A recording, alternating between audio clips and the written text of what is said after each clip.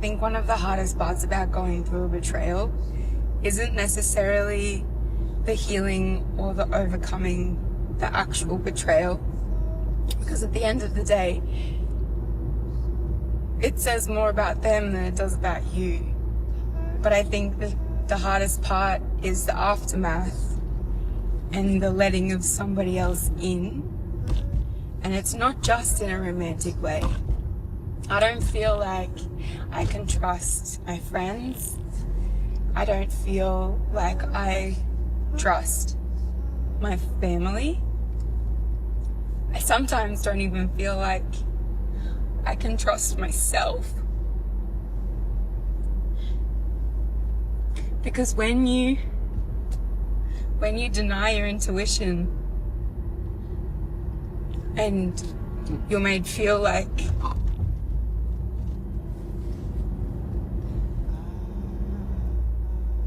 something that is real isn't, and then find out that it is, you can get really confused between what is intuition and what is just trauma and intrusive thoughts from something that has happened. And it is so important not to take old experiences into new ones, because if you always do what you always did, you'll always get what you've always got. So you have to think differently and you have to behave differently. But at the end of the day, you only know someone as much as they choose to show you. And when you're someone who has been with people for long periods of time, and they turn out not to be the person you thought they were,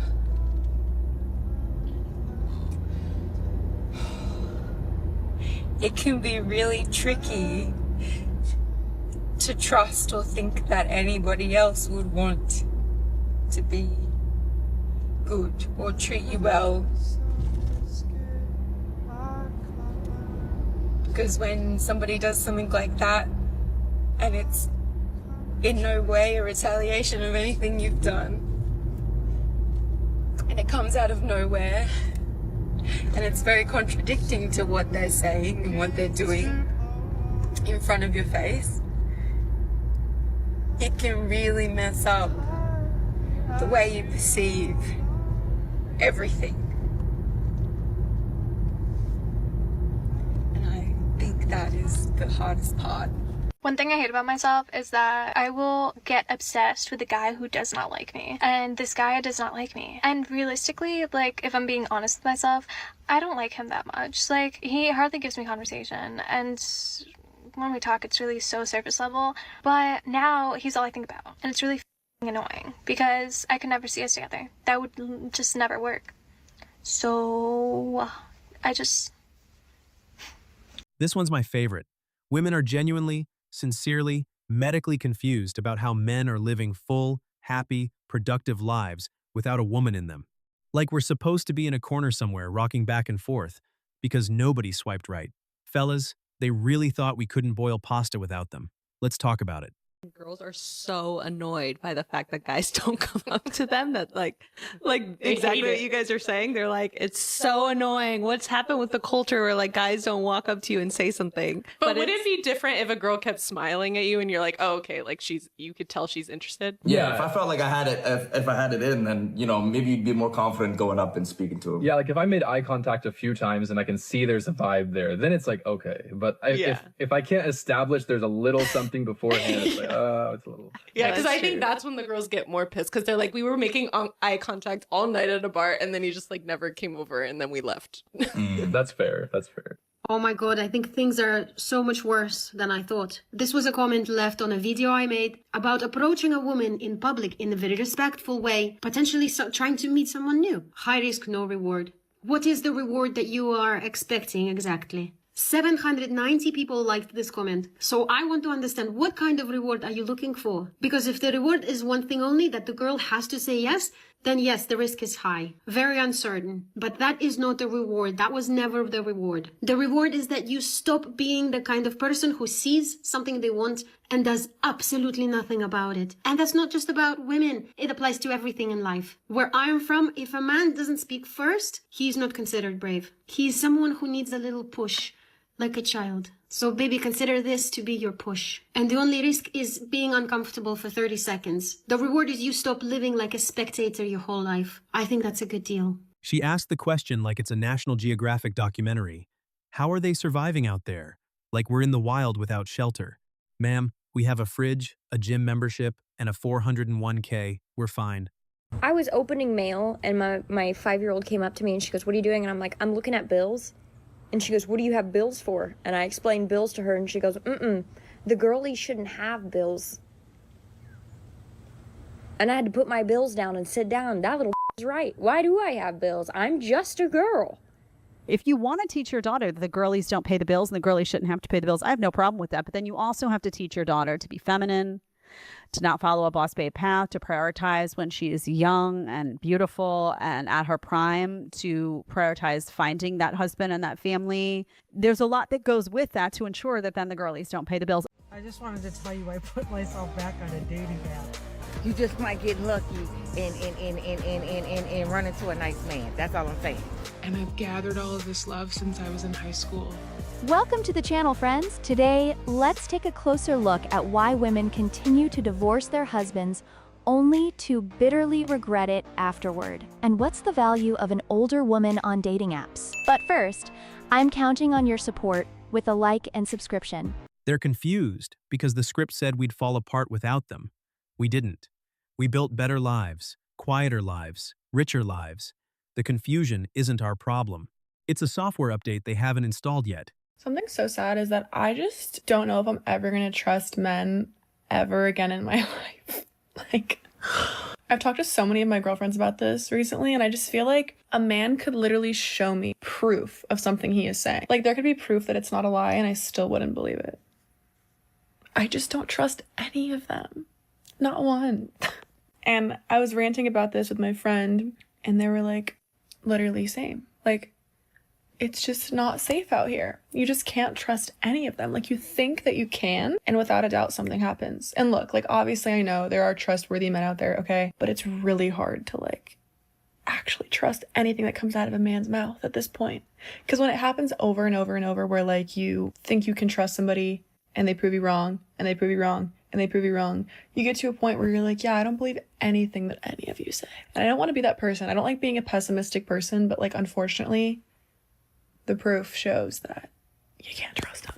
We're painfully single. The only romance in our lives is in the fake scenarios we imagine to fall asleep. We're painfully single. Our expectations are so high, the only men that could reach them are fictional. We're painfully single. We're convinced that the boy we saw at the airport 5 years ago and never saw again was our soulmate. You've almost got it. Let's keep tugging at this string here. Are we starting to maybe see a pattern? All of the behaviors you've described involve, if not avoiding men entirely, projecting fantasy elements onto unsuspecting himbos that you'll never see again so that you don't have to face the reality of the actual human conditions and the imperfections that lie within it. Wait, so refusing to talk to anybody who isn't a wealthy 6'4" librarian who's obsessed with cooking and cleaning and won't let you lift a finger hasn't been rewarding and empowering for you as a woman? What you are describing is called escapism, and a little bit of gentle escapism can be nice. That's why we like video games and books and sitting on the toilet until our feet go numb, but too much of it will just keep us lonely. 55 years old, never married, house paid off, 2 trucks in the driveway, a dog that actually listens to him. He said, "I wouldn't wish marriage on my worst enemy," and he meant every syllable. That man isn't confused about anything. She is. What would you do in this situation? I met this man last month. We met organically. Right off the bat, just really hit it off. Our personalities mesh very well. It's not my normal type, but I was like really feeling it. We went on one real date, a few casual dates. This past weekend, I met all of his friends. We FaceTime every other day, and we've had these really deep conversations. We're both older, so we are very clear about our intentions. This past weekend, I don't hear from him all of Friday. He apologizes the next day. Sunday, I spend the whole day with him, and I end up meeting his friends. Sunday night, we end up having our first sleepover, which was very exciting for me because I cannot tell you the last time that I had a sleepover with a man. I No clue. So it was a big deal to me, and he knew that. We stayed up talking for hours. We ordered some food, and as we were waiting for that to show up, it took like an hour and a half for it to get there. And we had these really deep conversations about life and intentions and how, like, even though we don't have a title on things, we are only seeing each other. And I told him, you know, I've been cheated on in every relationship I've ever been in. I have a father figure in my life. My stepdad who raised me completely abandoned ship. You know, just like we got really deep about things that affected the way we view romantic relationships, monogamy, infidelity. Felt like we got to a really deep level. And he, let me say this, emphasized so much. Kim, I'm going to change your mind. I'm going to change your mind about how you view men. I am such a loyal man. I am a one-woman type of guy. I'm not trying to scare you, but you know what? I've already thought about you meeting my parents. My parents are going to be here in a few weeks, and I was thinking, wow, I really want them to meet Kim. Very serious about dating you. You're the only person I'm seeing. I said, wow, really? I said, you don't have to say that. Like, that's not the case. I'm only seeing you because I can only balance one person at a time. But if that's not the same for you, it's okay. Just let me know. He said, Kim, I promise you. I promise. I'm not seeing anybody else. Wow, it's like amazing. So anyways, I ended up posting on my close friends story a picture of me and him. I got a hey girly message. Hey girly, my friend's fucking him.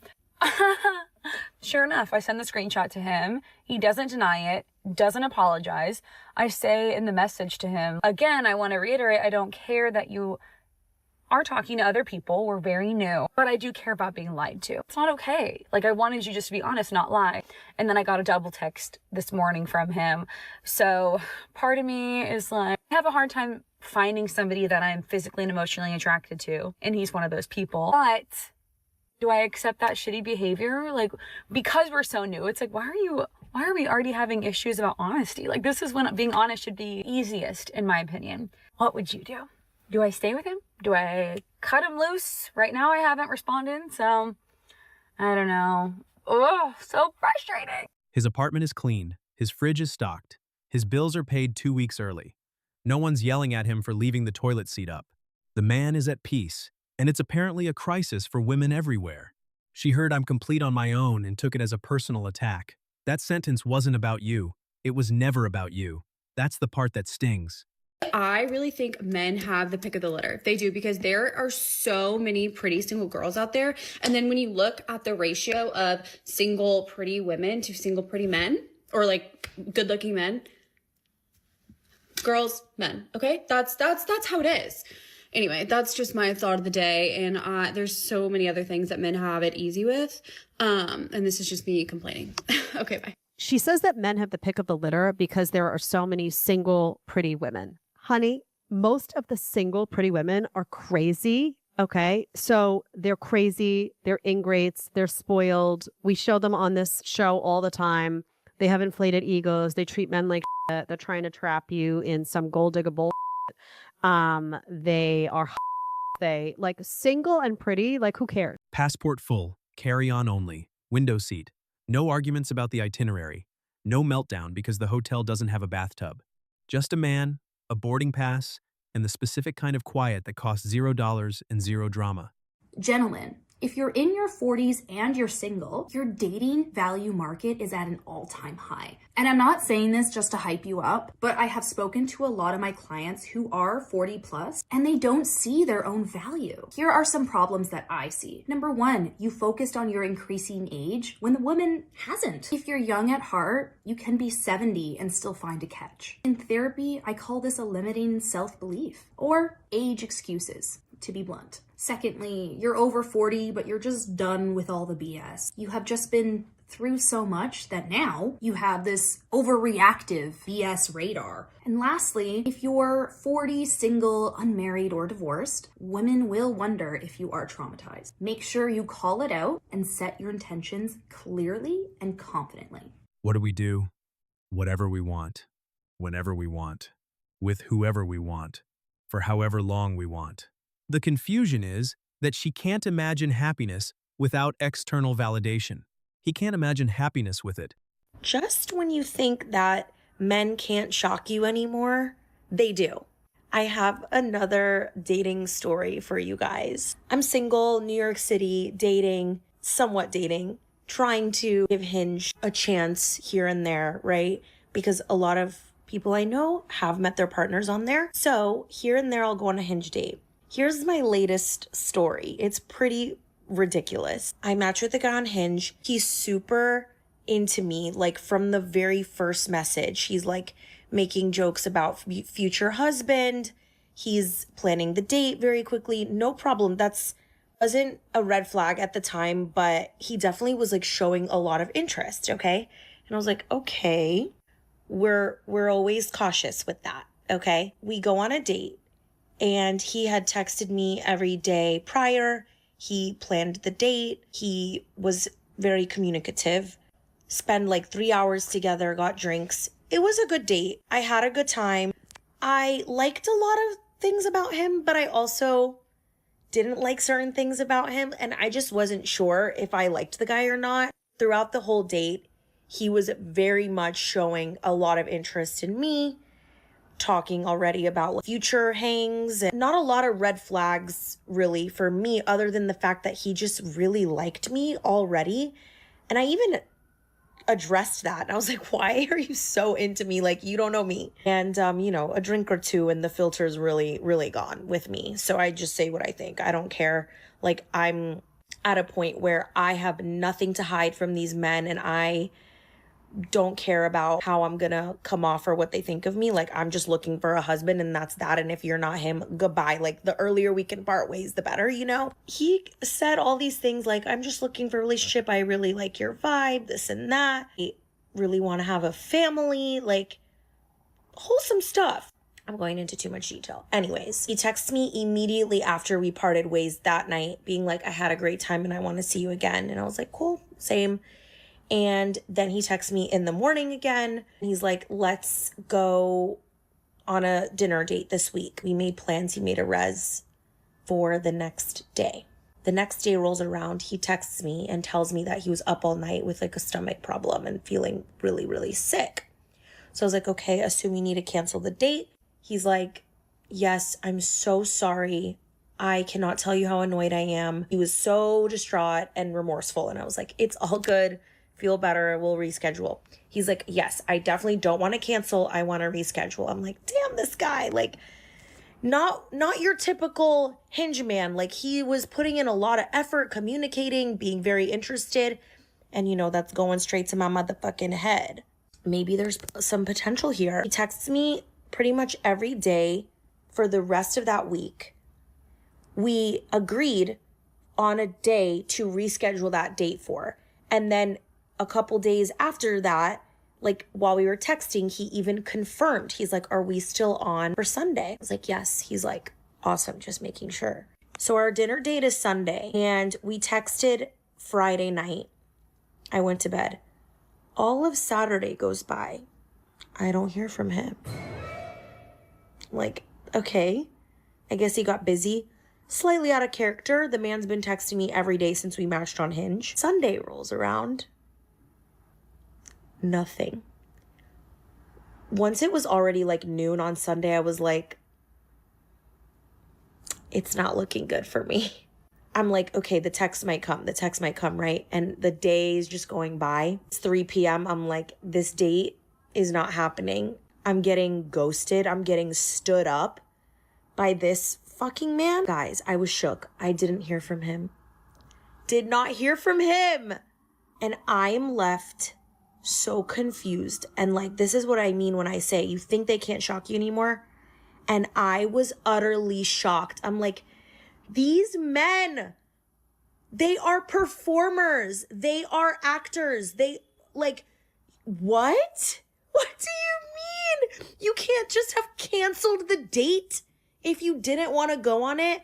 Like, the utter disrespect and how inconsiderate you are of my time. I left Sunday open. That's when I make plans with friends. Are you joking? The consistent, reliable communication to just poof. And it's so funny because every woman I spoke to and told the story to had the same reaction. They're like, is he hospitalized? Like, and I'm like, no, I mean, what are the odds? But that's where our brains go immediately. That's where I was like, is he alive? Did he get hit by a bus? My cousin's like, He better be stuck in some train tracks because there's no excuse otherwise. I'm like, everyone, even my mom was like, maybe he's in the hospital because we cannot compute how someone can act that way. And it's just so funny. But the excuses, the justifications that come into our brains, like, well, he must have died. I'm like chat GPTing and chat is like, highly unlikely, my love. Highly unlikely that he's in the hospital. Everyone obviously tells you in these scenarios to just like move on and be quiet, but I can't. I texted him. I was so confused, right? Like, I'm not even losing a man that I liked that much or anything. We went on one date. I barely knew him. But the ghosting, it fucks with your head so much. It really does. So I texted him on Monday night. Still hadn't heard from him. And I was like, hey, never heard from you about our plans. Is everything okay? It took a lot in me to be that polite. He responds, the most lame, weird, bizarre excuse that makes no sense. And honestly, his whole text is just like a load of crap. Like, I didn't even take what it said at face value at all. It just made me realize that he's a giant freak, weirdo, avoidant. I don't know what, like, for him to switch up that fast. But it gave me so much relief that he just replied. And he replied some weird ass shit to where I was like, ugh. Okay, cool. Got my power back. I'm ghosting your ass now. Cause what? Ladies, I guess the takeaway here is we truly cannot trust even the most consistent, attentive man until it's consistency over time. Like, even the first few weeks, you can't fucking trust that shit. Cause they'll still ghost your ass out of nowhere and show their true colors. Mind-boggling. Where did I go wrong? Let me know if I'm missing something here, girls. They keep saying, we'll come back. Like there's a timer on this. Like the peace has an expiration date. It doesn't. The man who tasted silence after years of chaos is not volunteering for another tour. Simple as that. Here is why intelligent men stay single. At work, being logical is rewarded, but that doesn't work with dating. Women want to feel emotions. This means flirting, telling stories, and making her laugh. Only when you stir her emotions can her attraction for you grow. So I'm 27 going on 28, and I get hit on primarily by men in their 40s and 50s, online and in real life, and it's me up. And my real concern is the men my own age. Who are they hitting on? Minors? What's going on here? I'm going to say this as nicely as you can, but if you want to get hit on by men that are your age, take out the nose ring and don't expect to be hit on by them, because they most likely won't. Even if they're interested in you, they most likely will not hit on you in real life. And unfortunately, you got to just chalk that up to the consequences of many women before you. Rare moment of clarity from a woman who actually gets it. They really don't need us the way we thought they did. Bookmark that one. Save it. Print it. Laminate it. One of the few honest sentences on the internet this year. Stay focused. Stay building. Let them stay confused. Subscribe to Male Imperium for more. Drop your thoughts in the comments and hit that like button on your way out. See you next time. Thanks for watching Male Imperium. Please show us your love by subscribing to the channel using the bell icon. We're also up for debate and some healthy banter, so don't forget to comment under the video.